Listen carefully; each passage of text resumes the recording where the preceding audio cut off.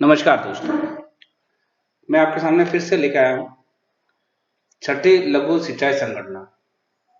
अभी हाल ही में हम लोगों को निर्देश प्राप्त हुए हैं कि जितनी भी वाटर बॉडीज हैं, जितनी भी जल निकाय हैं, उन सभी की संगणना मतलब गणना की जानी है। जैसे आप सभी को पता होगा, वर्ष 2013-14 में भी जो 5वीं लघु सिंचाई संगणना हुई थी, एक माइनर इरिगेशन सेंसस हुआ था, उसमें पूरा कार्य मैनुअल किया गया है। फॉर्म थे हमारे पास, फॉर्म पे हमने जानकारी भरी है, वाटर बॉडीज की जानकारी दी गई है। वही कार्य जो हम मैनुअल पहले करते थे, उस कार्य को हमें अब डिजिटल मोड में करना है, ऐप के माध्यम से करना है। इससे हमें ये होगा कि जो डेटा हमारा कंपाइलेशन होता था, जिससे काफी समय लगता था, वह डेटा लाइव कुछ ही समय में भारत सरकार तक पहुंचाया जा सकता है। दूसरे समय बताता हूँ, यह जो योजना है भारत सरकार की योजना है पूर्णतः। इस योजना में आपको अपने अधीनस्थ हलकों के जितनी भी वाटर बॉडीज हैं, जल निकाय हैं, उन जल निकायों की आपको गणना करनी है। इसके लिए एक बुकलेट आई है, पूरी निर्देशिका है, जो कि एसएलआर ऑफिस में रखी हुई है, आप लोगों तक वितरित भी की गई है। साथ ही पूरा पावर पॉइंट प्रेजेंटेशन दिया हुआ है, जिसमें सारे रूल्स है, कौन सा कार्य आपको कैसे करना है, सारे नियम्स उसमें बताए हुए हैं, कोटिंग्स बताई हुई है, वो कोटिंग उसमें लिखी हुई है। ये कार्य इतना बड़ा नहीं है जितना हम सोचते हैं। मतलब इसको सिर्फ समझने की वाली बात है कि आप जो फॉर्म्स भरेंगे, उन फॉर्म में आपकी जो जानकारी देंगे, वो जानकारी आप कहाँ से किस तरह से कलेक्ट करेंगे। दूसरा मैं आपको बता दूं, इसका आधार वर्ष 2017-18। तो आधार वर्ष मतलब 17-18 तक के जो वाटर बॉडीज निर्मित हो चुके हैं, उनके हमें लेना है। तीसरा सबसे महत्वपूर्ण बिंदु होता है जैसे नहर। तो हम नहर को कहाँ जोड़े, किस गांव में जोड़े। वो नहर कई बार 2 या 3 गांवों या इससे अधिक गांवों से होते हुए निकलती है। तो नहर का जैसे सभी को पता होगा कि नहर जिस गांव से प्रारंभ होती है, वही उस गांव में उसकी संख्या जोड़ी जाती है। तालाब, कुछ बड़े तालाब होते हैं जो 2 या 3 गांव के बाउंड्री को इफेक्टेड करते हैं, तो उसके बारे में बताया गया है कि तालाब या ऐसी कोई बड़ी वाटर बॉडी जो 2 या 3 गांवों को इफेक्ट कर रही है, तो उसका अधिकतम एरिया 50% या उससे अधिकतम का जो एरिया जिस गांव में आता है, हम उस गांव में उसकी एंट्री करेंगे। तो जो 2 गांव हैं, तो 2 गांव के जो पटवारी साहबान हैं, वो आपस में मिलकर डिसाइड कर लिए किस गांव में उसे जोड़ा जाना है। ये कुछ छोटे छोटे बिंदु जो आपको प्रैक्टिकली थोड़ा ध्यान रखने होंगे।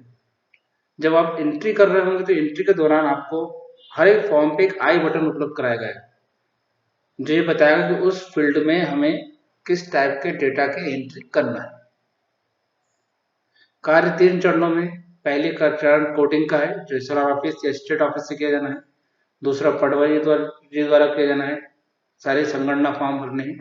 तीसरा है सुपरवाइजर, मतलब आपके फॉर्म की जांच एक आरओ ऑफिसर के द्वारा भी की जाती है।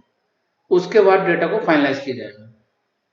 इन केसेस डेटा फाइनलाइज कर दिया गया, उसमें कुछ डेटा को त्रुटि हो भी गई है, तो आप डेटा को डीफाइनलाइज करके उसमें करेक्शन भी कर सकते हो। ये भी सुविधा आपको उपलब्ध कराई जाएगी, लेकिन वो लिमिटेशन रहेगा, कुछ वैलिडेशन उस पर लगाएगा। पहले आप कोशिश करें कि वो किसी प्रकार की उसमें त्रुटि ना हो। इसके लिए आपको सारा अपने जो चीज दी गई है,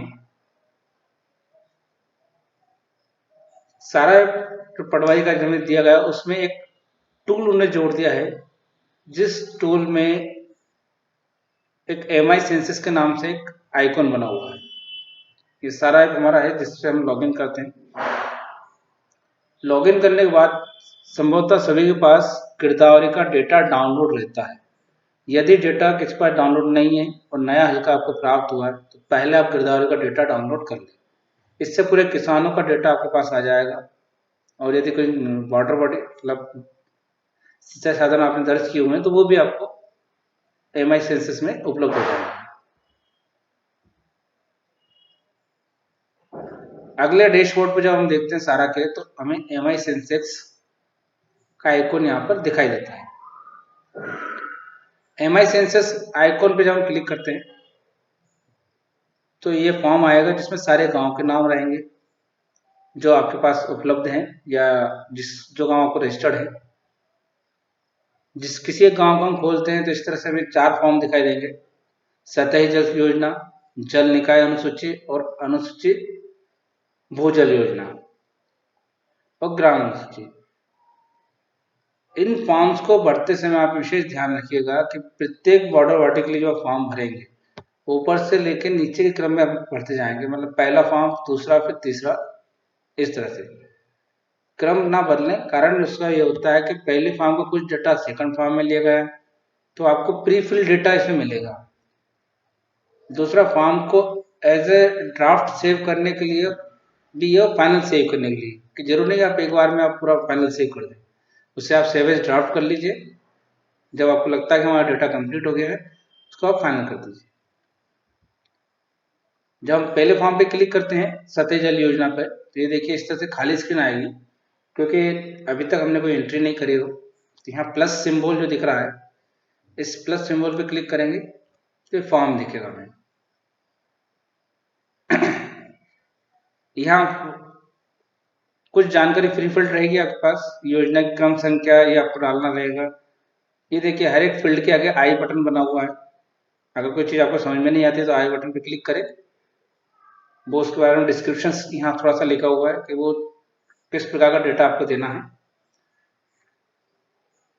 सतही उन्नयन, लिफ्ट वगैरह, किसान का स्वामित्व, ये फॉर्म बहुत बड़ा है। जब आप स्क्रीन पे देखेंगे तो ये फॉर्म आपको 3-4 बार स्क्रॉल करना पड़ता है जब पूरा फॉर्म आपको दिखाई देगा। फॉर्म में जो जानकारी चाहिए वो आपको फिल करना है। अगर किसी जानकारी के बारे में आपको कोई आभास होता है या हमें जानकारी नहीं कि इस फॉर्म में क्या भरना है, तो या तो आप आई पे क्लिक कर लें या डिटेल जानकारी आपको बुकलेट में मिल जाएगी। एक बुकलेट भी इसके बारे में दी गई है। बुकलेट में पूरी डिटेल जानकारी कंटेंट वाइज कि किस फील्ड में किस टाइप का डेटा आपको फिल करना है। दूसरा सबसे महत्वपूर्ण बिंदु इसका है, जब आप फॉर्म भरेंगे तो ये जियोटैग फॉर्म है, मतलब उस वाटर बॉडी का आपको फोटो भी लेना है और वो फोटो जियोटैग होगा, उसी लोकेशन से वो फोटो अपलोड होगा जैसे हम क्रॉप कटिंग ऐप में करते हैं। फोटो लेने के बाद जब आप फिल्म को सेव या सेव ड्राफ्ट करेंगे तो आपसे साइन कराएगा। साइन कराने का उद्देश्य यहाँ पे ये है कि जो फॉर्म आप भर के दे रहे हो इसकी एक हार्ड कॉपी भी जनरेट की जाएगी। उस हार्ड कॉपी पर आप संबंधित अन्वेक्षक या पटवारी के साइन रहेंगे, ताकि आपको अलग से हार्ड कॉपी ना भरनी पड़े। और ये हमेशा आपके पास उपलब्ध रहेगी, आपके पोर्ट आईडी पर, और संबंधित तहसीलदार और एसएलआर के लॉगिन पर भी हार्ड कॉपी उपलब्ध रहेंगी। ये देखिए सतही जल योजना जैसे फॉर्म आपने भरे हैं, 2 फॉर्म यहाँ भरे गए, दोनों फॉर्म में से अपलोड भी कर दिए गए और नीचे अन्वेक्षक के हस्ताक्षर भी हैं। इसी तरह जल निकाय अनुसूची, इसी तरह से आपके अन्य फॉर्म, जो दूसरा फॉर्म है वो हमें भरना है। स्क्रीन पर आपको सेवेज ड्राफ्ट फॉर्म की सुविधा उपलब्ध होगी। ठीक है, फॉर्म सेवेज कंप्लीट होने के बाद आप उसे पूरा फॉर्म सेव कर सकते हैं और उसके बाद उसे अपलोड भी कर सकते हैं।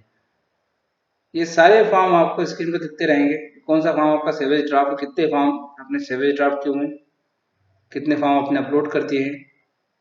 ये देखिए आपको इस तरह से यहाँ दिख रहा होगा saves draft 0, save 0, then 1 upload. ठीक है,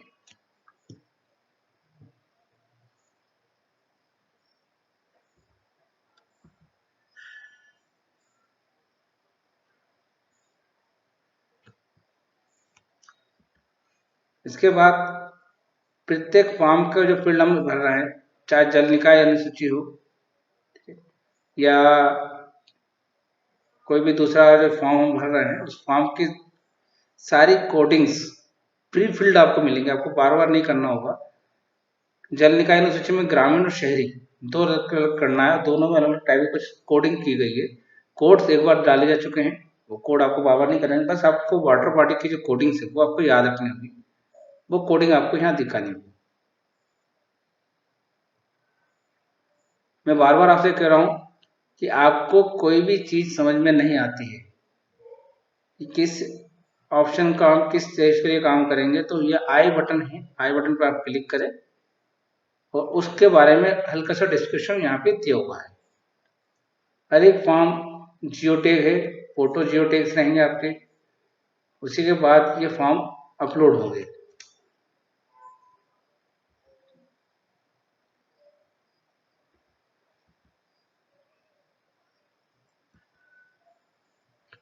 तीनों फॉर्म इसी प्रकार से हमें भरने हैं और ग्राम अनुसूची भी इस तरह से आपको देनी है। सेम एक ही कंटेंट टाइप का रहेगा जिसमें भूजल योजना, जल निकाय और सतही योजना और ग्राम अनुसूची।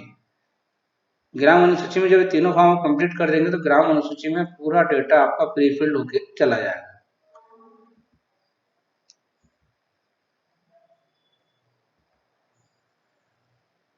उसके बाद जब आप ग्राम सूची वगैरह सब कंप्लीट कर देते हैं तो ये डेटा चला जाता है अपलोड होने के बाद सुपरवाइजर के पास।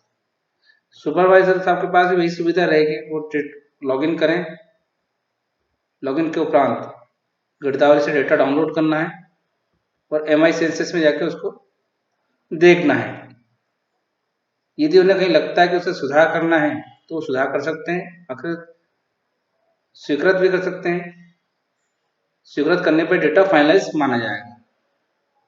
और यदि ऐसा लगता है कि सुपरवाइजर से भी यहाँ पे मिस्टेक हो गई कि वो सुधार करना भूल गए और सीधे स्वीकृत कर दिया है, तो उसको फिर उन्हें डीफाइनलाइज कराना होगा SLR लॉगिन से, तब जाके उसको डेटा को फिर से वो एडिट कर पाएंगे।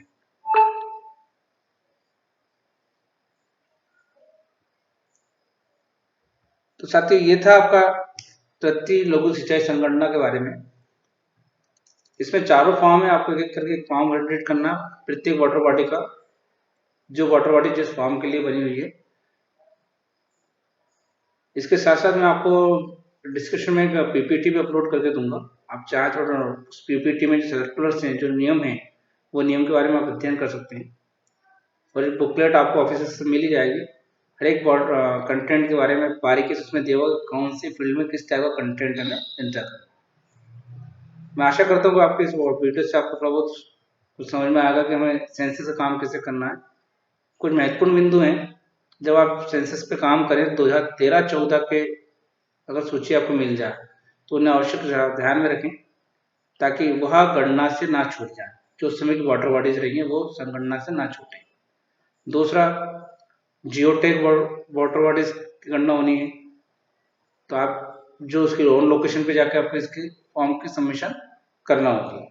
तो ये जो चीज़ें हैं इसका विशेष ध्यान रखिएगा ताकि इनसे गलतियां ना हो और आपका डेटा पूरी तरह से प्योर रहे। धन्यवाद।